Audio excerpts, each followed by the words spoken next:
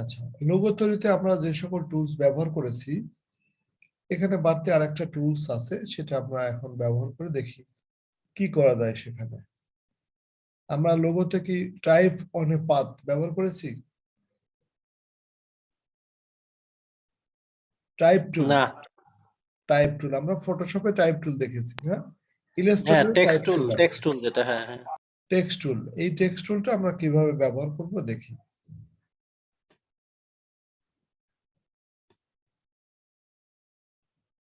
Shift ধরে নিলাম, ফুল circle যেন হয়।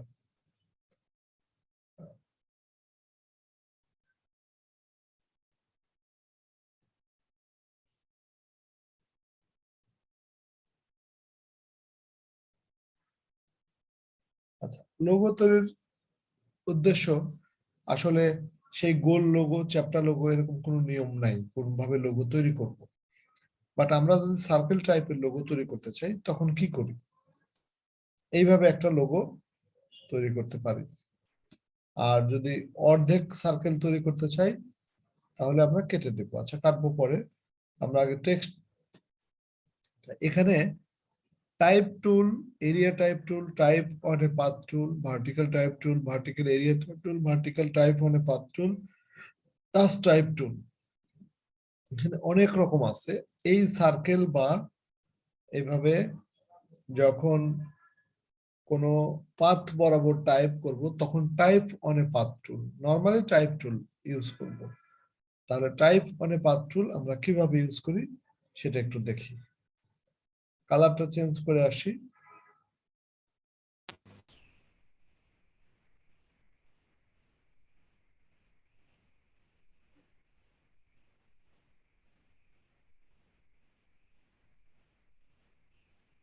এখানে দাগ বরাবর ক্লিক করে যদি আমরা লেখা শুরু করি, welcome to Dhaka Bangladesh, it's university.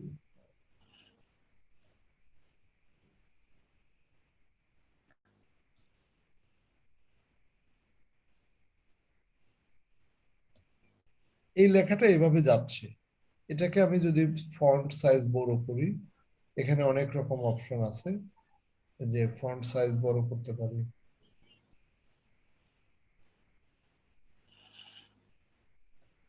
তাহলে আমাদের গোল লোগো হয়ে গেল। এরপরে আমরা প্রয়োজনে আরেকটা টুল এখানে বসায় দিচ্ছি।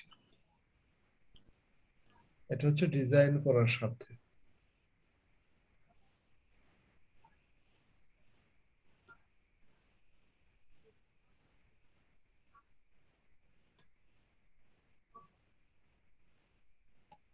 আর এটা যদি কপি করি,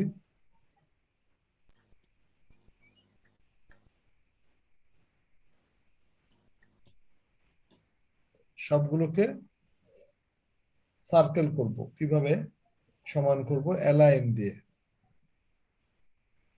অ্যালাইন দিয়ে মিডল করব।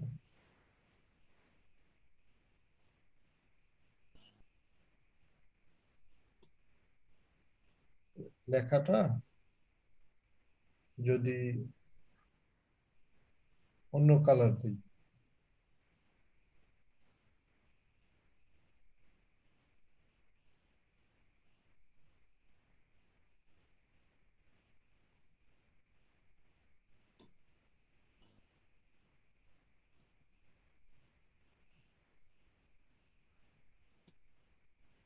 অ্যারেঞ্জ সেন্ড টু ব্যাক,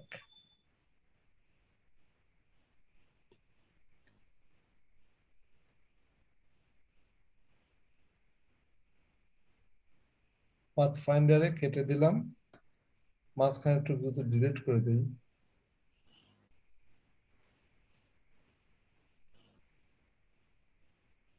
আর এই লেখাটা যদি এখানে দিয়ে দিই,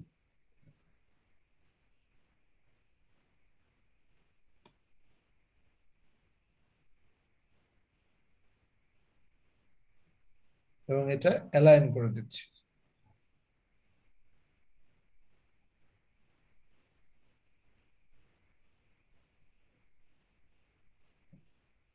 আচ্ছা, এলাইন করে এটা যদি স্ট্রোক দেই, লেখার স্ট্রোক হোয়াইট দিলে একটু ভালো লাগবে।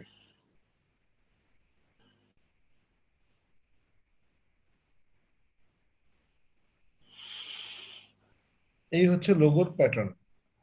তাহলে আমরা একটা লেখাকে বিভিন্নভাবে সুসজ্জিত করার জন্য টাইপ অন এ পাথ, আমি একটু ভিন্ন টাইপের দেখাই। স্টার টুল নিলাম,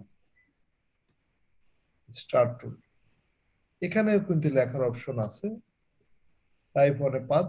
এইভাবে একটা ক্লিক করব, এখানে হয়তো লিখবো ওয়েলকাম টু ঢাকা। তাহলে আমার পাথটা কিন্তু ওই বরাবরই যাচ্ছে, স্টার বরাবর যাচ্ছে। যেভাবেই করি না কেন স্টারটা ঠিক থাকবে।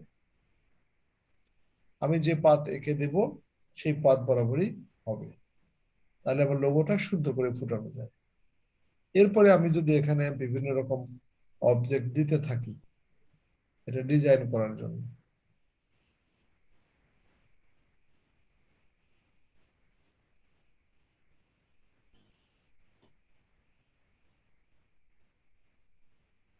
এটা কাটা ছাটা যা আছে বাইরে থেকে করতে পারবো, ভিতরে করতে পারবো।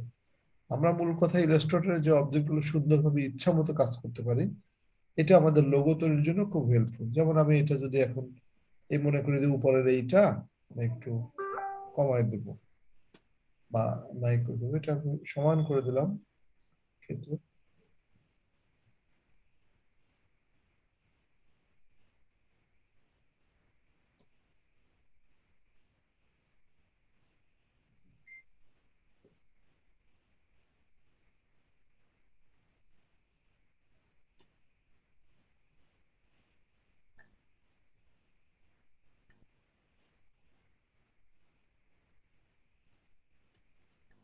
জাস্ট একটু ডিজাইন করার স্বার্থে, যে আমি মাঝখানে এরকম একটা অ্যারো চিহ্নের মতো দিব।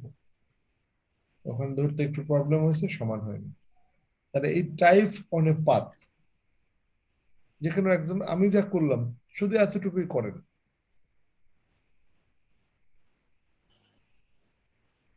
কে করবে, সুজন না মেহেদি নাকি শরীফুল?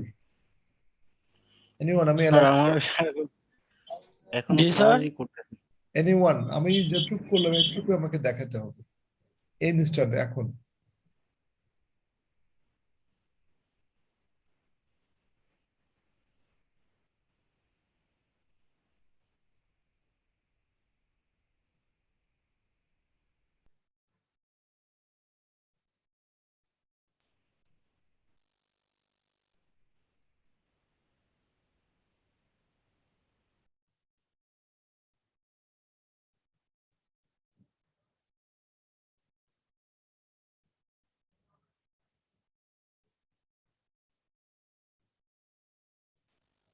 কেউ কথা বলছে না আর, প্রবলেম? জি স্যার বলেন। আমি কি বলেছি মনে হয় কেউ শুনতে পারেনি কেউ, না? না স্যার শুনছি তো, আমি তো হ্যাঁ, মোবাইলে, আর যারা পিসিতে আছে কেউ একজন দেখাই কেউ দিতে বলে হয়। না। হ্যাঁ, সুজন, সুজন আল মাহমুদ,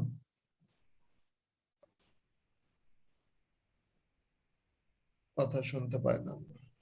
শরীফুল, বলেন আমি কি বলেছি? স্যার, আপনি যেটা বললেন আমার তো এক কথায় তো আপনার অ্যাডোবি ইলাস্ট্রেটর ইনস্টল নাই আর পিএস তো কাজই করতেছে না, আমি তো কোনোটাই ওইটাই ঢুকতে পারছি না আচ্ছা, আর আপনার পিসিতে মানে ব্যাকগ্রাউন্ডে ইনস্টল করেন, আমি আমার মতো করে দেখাই যাচ্ছি। অ্যালেক্স ভাই করেছেন ইনস্টল? অ্যালেক্স ভাই নাই, অ্যালেক্স ভাইয়ের কাছে তো এই থাকে। না, ছিল না। না আমি না আমার ইনস্টল করা মানে ডাউনলোড দিছি, ডাউনলোড হচ্ছে। আচ্ছা, ডাউনলোড হলে ইনস্টল করুন, আমি পরবর্তীটা দেখাতে থাকি। হ্যাঁ,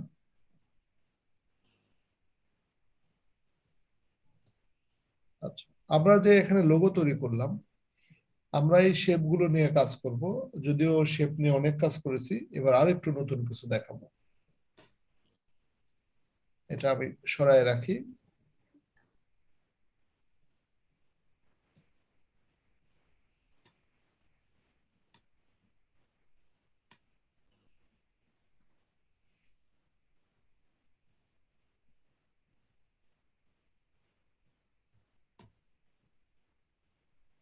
আচ্ছা, আমরা যে শেপগুলো বিভিন্ন সময় তৈরি করেছি, এই শেপগুলোর বিভিন্ন অংশে বিভিন্ন রকম ডিজাইন করার জন্য যে কাজগুলো করা হয় একটা টুল ব্যবহার করবো, এটা আপনাদেরকে আমি দেখাবো।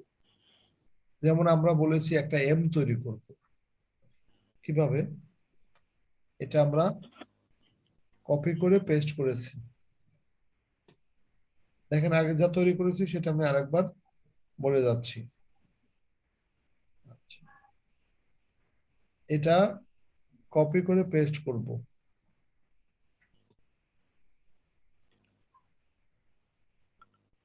কিন্তু এটাকে ঘোরাতে হবে না। কত? -45।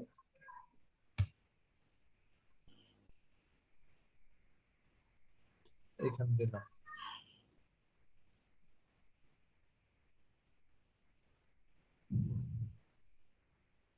এরপর এটাকে কপি করব কত? -90।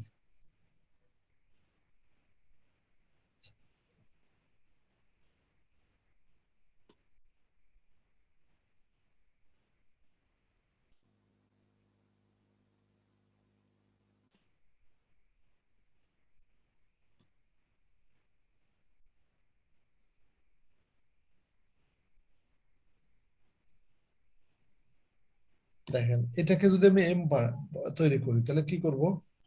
এটাকে আমি প্রথম কাজ কি? Path finder. এরপরে বাকি অংশগুলো মুছে দেব। এখানে আরেকটা জিনিস দিয়ে কেটে দেওয়া যায়, রেক্টেঙ্গুলার টুল দিয়ে এই বরাবর কেটে দিতে হবে। এরপরে পাথ ফাইন্ডার করব।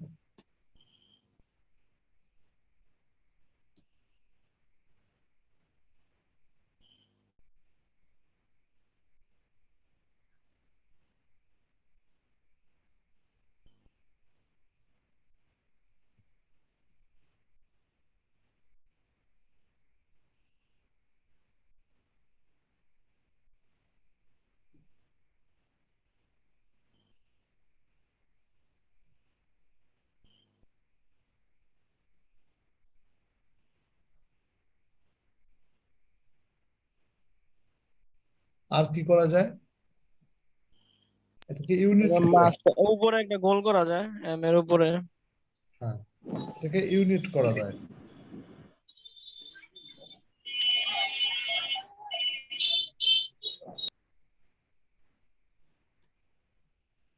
ইউনিট করা যায়, তাই না? এটা আমরা প্রচলিত জিনিসগুলো এভাবে করেছি।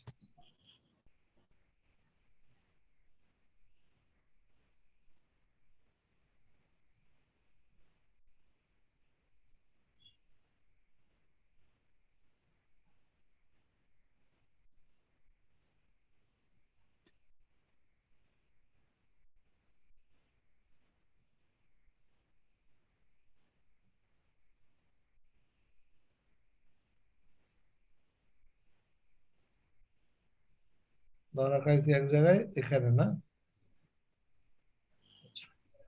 এখন এম এর এই নিচের মাথা কম বেশি করতে হলে একটা টুলস আছে, এই টুলসটা খুব সতর্কভাবে ইউজ করতে হবে।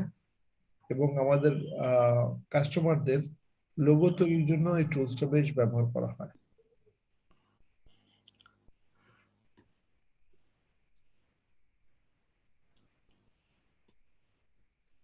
নাম হচ্ছে এই যে ওয়াইড টুল, র্যাপ টুল, টুইল টুল, পাকার টুল, ব্লট টুল, স্ক্রাব টুল, ক্রিস্টালাইজ টুল আর রিঙ্কেল টুল। এখানে নামেই বোঝা যায় কোনটা কিরকম শেপ হবে। যেমন আমি যদি র্যাপ টুল দিই, র্যাপ র্যাপ টুল যদি এখানে একটা ক্লিক করি তাহলে বোঝাই যাচ্ছে কি হবে। এম এর এই শেপটা এখানে র্যাপিং হয়ে চেঞ্জ হবে। দেখেন এম এর নিচেরটা চেঞ্জ হয়ে গেছে, দেখছেন? যেটা আমি কোনো কিছু দিয়ে কেটে ওইভাবে করতে পারতাম না। তাহলে আর একটা টুল ব্যবহার করি, টুইল। টুইল মানে বাঁকা। আমি যদি এই জায়গায় একটা ক্লিক করি বাঁকা কিছু হবে, এই যে আমি যদি অল্প ক্লিক করি, এক ক্লিক করলে একবার বাঁকা হবে, আরেকবার ক্লিক করলে আরেকটু বাঁকা হবে, আরেকবার ক্লিক করলে আরো বাঁকা হবে। এভাবে কয়েকবার ক্লিক করলে ওখানে মোটামুটি একটা ডিজাইন সৃষ্টি হয়ে যাবে, যেটা আগের কোনো কিছুতেই সম্ভব ছিল না। এরপরে আছে এর নামেই প্রবলেম, যেমন স্ক্যালপ টুল হচ্ছে, এখানে তিনটা দাগ সৃষ্টি হবে ক্লিক করলে, এই যে।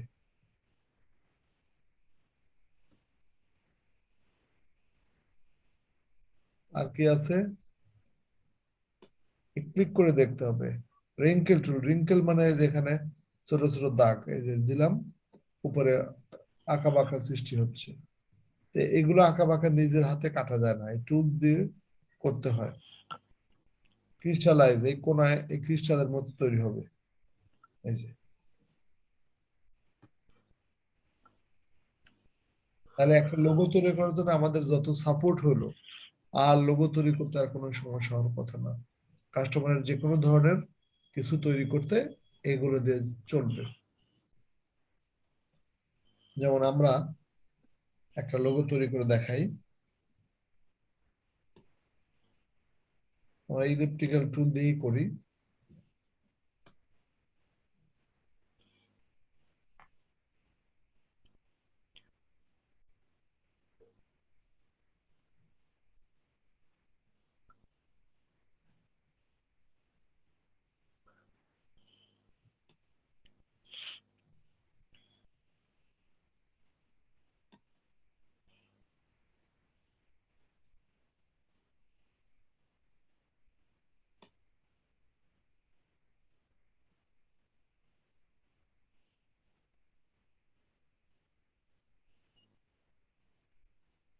অ্যালাইনমেন্ট,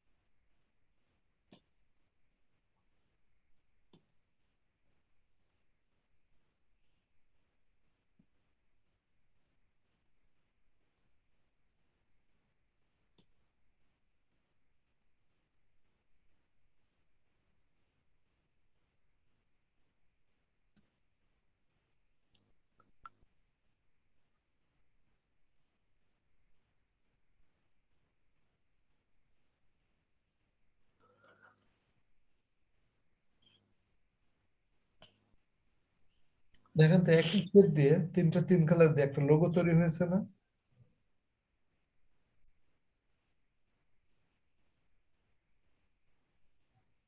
এটা একটা লোগো, কোন একটা বিখ্যাত কোম্পানির হোক আর অখ্যাত কোম্পানির হোক, এটা আপনার ইউনিক লোগো। এখন লোগোর মাঝখানে কোনো এই যে এক্সট্রা যখন শেপ দিতে চান, যে এটার এই কোণাটাকে একটু চেঞ্জ করবো, তখন ব্যবহার করবেন না যে এই টুল, যে এখানে একটা চাপ দেবেন,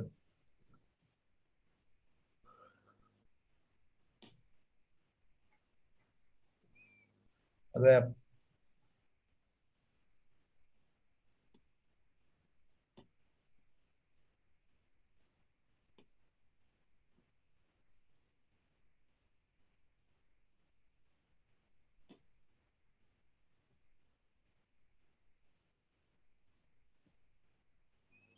এটা মার্ক হয়নি স্যার।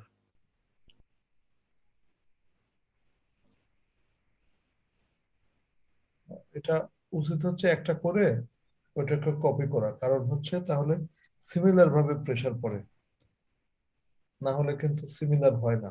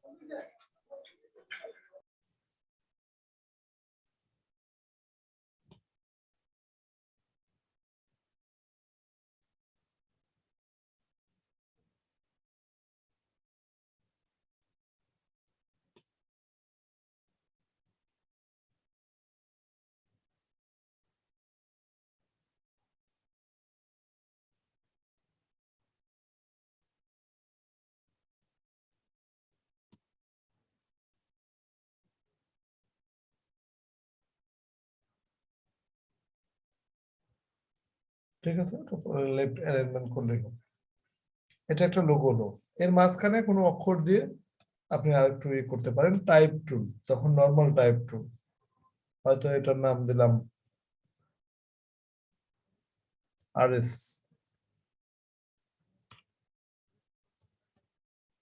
আরএস।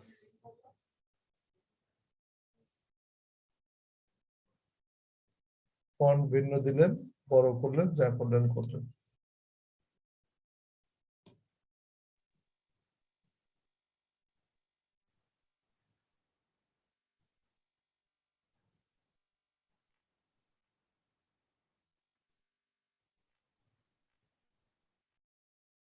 এটা একটা লোগো, এগুলো হচ্ছে ইউনিক লোগো, এগুলো কারোর সাথে কারো কোনো মিল নেই, এগুলো নিজে নিজে আনুমানিক বানানো। এরপরেও কাস্টমার অনেক সময় বলবে যে আমার এরকম দেখে এরকম বানাই দিতে হবে, লোগো দিবে, ওটা দেখে তৈরি করে দিতে হবে। যেমন এখানে আছে কিছু ফ্যাক্টর, যে আর এবং এস,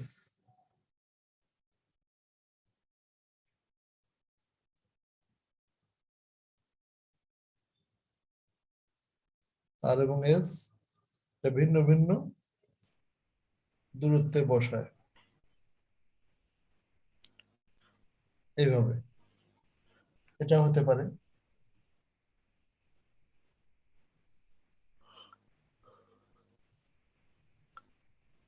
এই যে একটা অপশন আছে, আগে দেখাইনি কখনো, ক্রিয়েট আউটলাইন, এটা কি বুঝেন?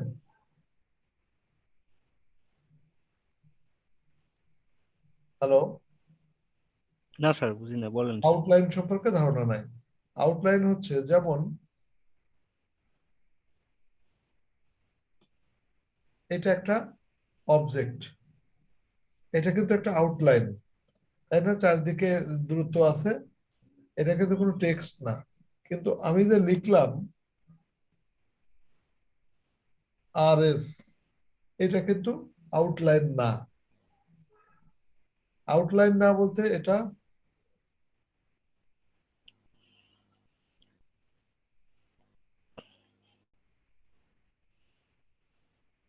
কি হলো?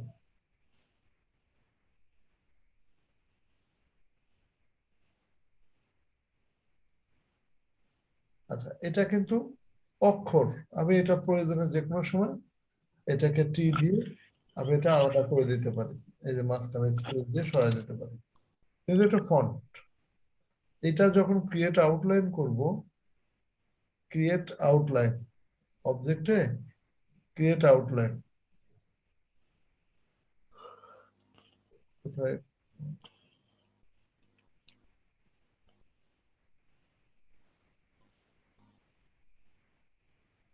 ক্রিয়েট আউটলাইন দিলে এটা আসলে আর কোনো ফন্ট থাকে না।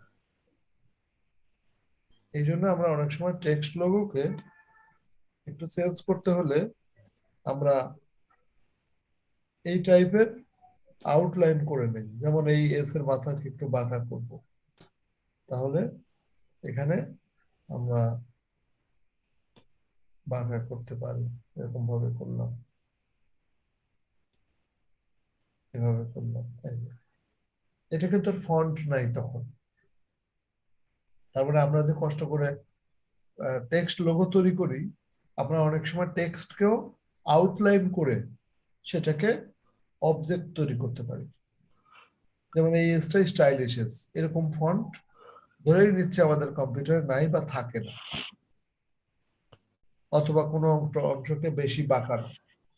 এই ধরনের কাজ করতে হলে অবশ্যই ক্রিয়েট আউটলাইন করে নিতে হবে। আউটলাইন করার অর্থ কোনো টেক্সটকে অবজেক্ট কনভার্ট করা। যেমন আমরা অনেক সময় বাংলা লিখি, আমরা সবাই কিন্তু অভ্র বা অন্য কিছু অনেক কিছু জানি। বিজয় কিন্তু আমরা সবাই জানি না। বিজয় নাম শুনছেন? বিজয় বাংলা। জি স্যার। বিজয় বাংলা দিয়ে এখানে বাংলা লেখা যায়, কিন্তু আপনার কম্পিউটারে একটা ফাইল বিজয় ফন্ট নাই, তাহলে কি ওটা কি হবে?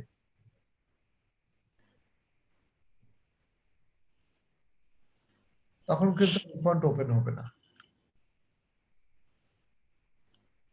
কিন্তু আমরা যদি এটাকে আউটলাইন করে দেই, তাহলে এটা তো ফন্ট না, এটা একটা অবজেক্ট হয়ে যাচ্ছে, তাহলে সব কম্পিউটারে ওপেন হবে। এই ধরনের ক্ষেত্রে আরেকটা শর্টকাট মেথড আছে, যে আমরা ইলাস্ট্রেটর ফাইলকে ইপিএস হিসেবে যদি সেভ করি, তাহলে সে আউটলাইন হিসেবে সেভ হবে। ইপিএস, যেমন এই ফাইলটা কি ফাইল হিসেবে সেভ করব? ফাইল সেভ, এর এক্সটেনশন হবে এআই। এখানে একটা ফরম্যাট আছে ইপিএস। এই যে ইপিএস দেওয়া মানে হচ্ছে সবগুলো আউটলাইন হিসেবে সেভ হবে। এটা আমরা অবশ্যই ফাইনাল প্রিন্টের আগে ইপিএস বা আউটলাইন করে দেবো, কারণ ফন্ট যদি যথাযোগ্য না থাকে তাহলে এটা হবে না। যেমন আর, এটা কিন্তু এখন আমি একটা লিখি আর, আর এটা কিন্তু ফন্ট। এখন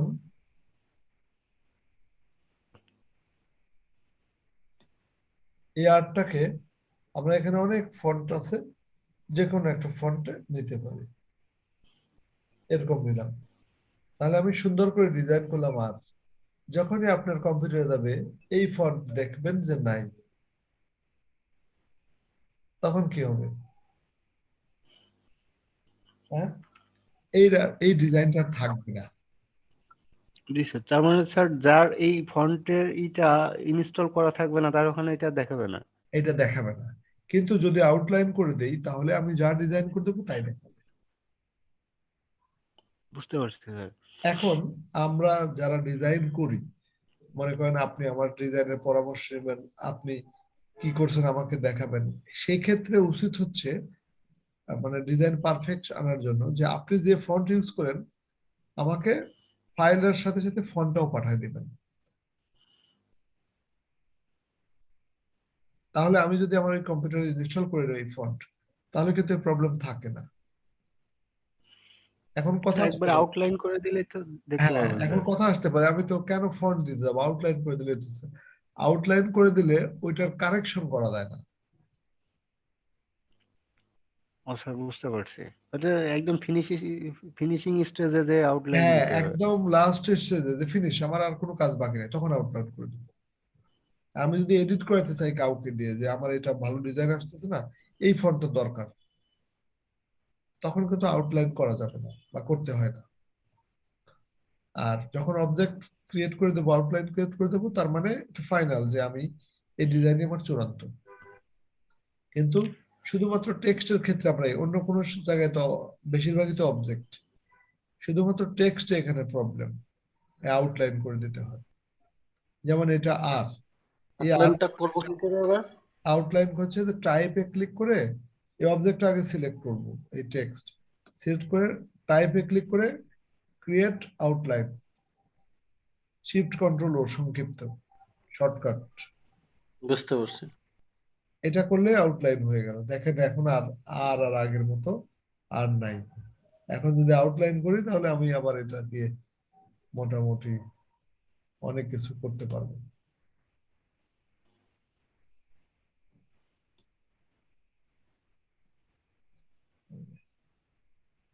এখন নতুন আর হলো, এই আর এর মতো কোনো ফন্ট নাই। এবং বাইরের দেশের লোক যখন টেক্সট ভিত্তিক লোগো চায় তখন এমন টেক্সটটা চায় যে টেক্সটটা যেন আর কেউ তৈরি করতে না পারে। এই কারণেই ওরা হচ্ছে ওই অবজেক্ট থেকে টেক্সট চায়, টেক্সট লোগো বা অবজেক্ট লোগো চায়। টেক্সট বোঝাবে আর, কিন্তু ওই ফন্টটা যেন প্রচলিত জায়গায় না পাওয়া যায়।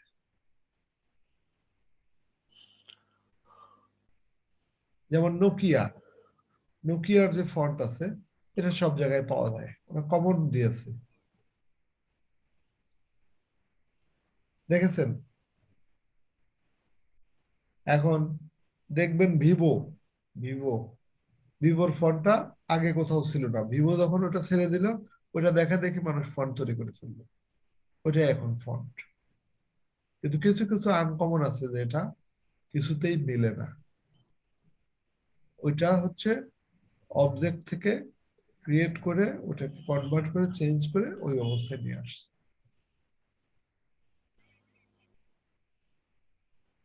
আমি এর একটা আর এর একটা অংশ ছোট করে ফেলতে পারি, কিন্তু যখন টেক্সট থাকবে তখন আপনার কিছুই করার থাকবে না, আপনি পুরো অক্ষর নয় বড় করবেন না ছোট করবেন।